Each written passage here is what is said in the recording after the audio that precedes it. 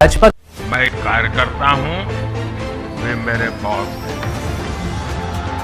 जिस दिन दिल्ली के गलियारों में भाजपा के नए कार्यकारी अध्यक्ष नाम की चर्चा हो रही थी, उस वक्त ये बिल्कुल नहीं सोचा कि बिहार के एक शांत और लो प्रोफाइल के हाथों में दुनिया की सबसे बड़ी राजनीतिक पार्टी की कमान सौंप दी जाएगी। ये कोई अचानक हुआ चमत्कार नहीं, बल्कि गहरी बिसात है जिसने भारतीय राजनीति के भविष्य का रुख तय कर दिया। 45 साल के नितिन नवीन का भाजपा का कार्यकारी अध्यक्ष बनना सिर्फ एक पदोन्नति नहीं, बल्कि प्रधानमंत्री नरेंद्र मोदी का वो मास्टर स्ट्रोक है जिसने एक ही झटके में ये तो साबित कर दिया कि अब भाजपा का अगला दौर नेक्स्ट जेन लीडरशिप के तौर पर देखा जाएगा। अब इन्हीं के कंधों पर हार होगा, यानी कि नई पीढ़ी चाहती है भाजपा अपने इस दल में, इस सत्ता में। ये कहानी उसी युवक की है जिसने 26 साल की उम्र में अपने पिता को विदा देने के कुछ ही दिनों बाद अपनी पढ़ाई छोड़ दी और राजनीति के उस दलदल में उतरने का फैसला किया जहां संघर्ष की आग हर कदम पर जल रही थी। नमस्कार, मेरा नाम है मुकुंद और आप देखना शुरू कर चुके हैं वन इंडिया का स्पेशल न्यूज बुलेटिन देश दिन भर।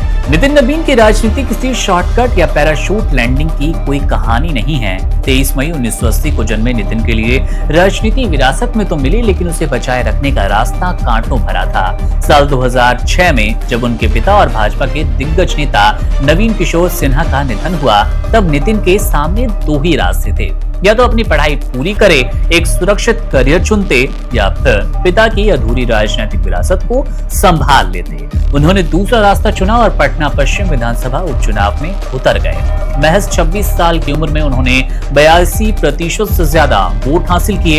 एक ऐसा रिकॉर्ड बनाया जिसने दिल्ली तक भाजपा आलाकमान को चौंका दिया।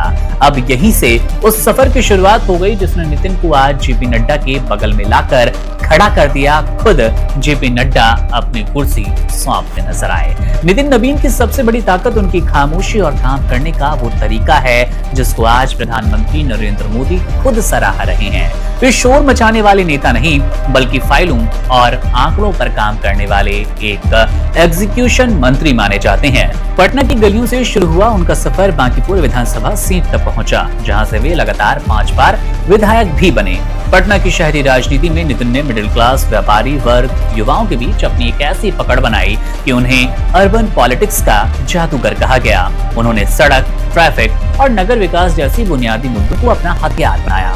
बिहार सरकार में पथ निर्माण और नगर विकास मंत्री रहते हुए उन्होंने जो काम की, उसने सिर्फ न केवल उन्हें विधायक बनाया, बल्कि एक कुशल प्रशासक के रूप में स्थापित किया, लोगों के बीच लोकप्रिय बनाया।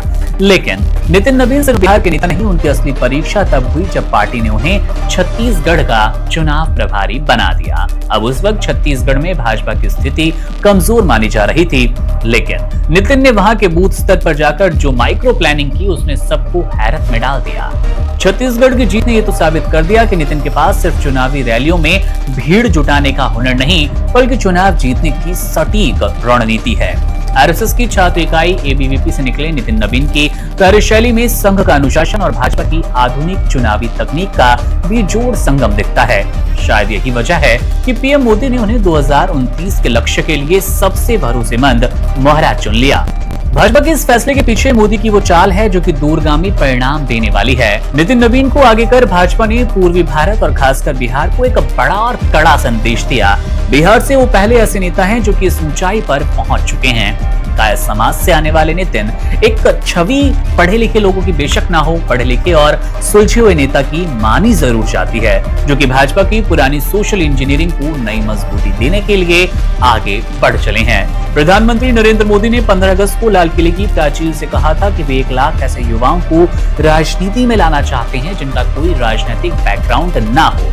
नितिन नवीन ने अध्यक्ष बनते ही अपने पहले भाषण में इसी सपने को जमीन पर उतारने का ऐलान भी कर दिया। उन्होंने साफ किया कि राजनीति कोई 100 मीटर की रेस नहीं, बल्कि एक मैराथन है जहां स्पीड से ज्यादा स्टैमिना की जरूरत होती है। नितिन नवीन के सामने अब एक बड़ी जिम्मेदारी है। उनके कंधों पर सिर्फ पार्टी को चलाने की एक जिम्मेदारी नहीं, उनके साथ और भी कई लोगों का विश्वास, भरोसा जुट जाता है।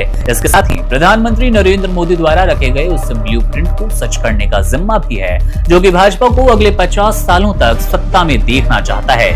उनके सामने सबसे बड़ी चुनौती है दक्षिण भारत का वो दुर्ग, जिसे भाजपा अब पूरी तरह जीतने के मूड में है। अभी तक तो जीत नहीं पाई, लेकिन लक्ष्य साफ है। तमिलनाडु, केरल और बंगाल जैसे राज्यों में भाजपा का सूखा खत्म करना भी नितिन नवीन के लिए एक बड़ी जिम्मेदारी रहने वाला है, सबसे बड़ी परीक्षा होगा।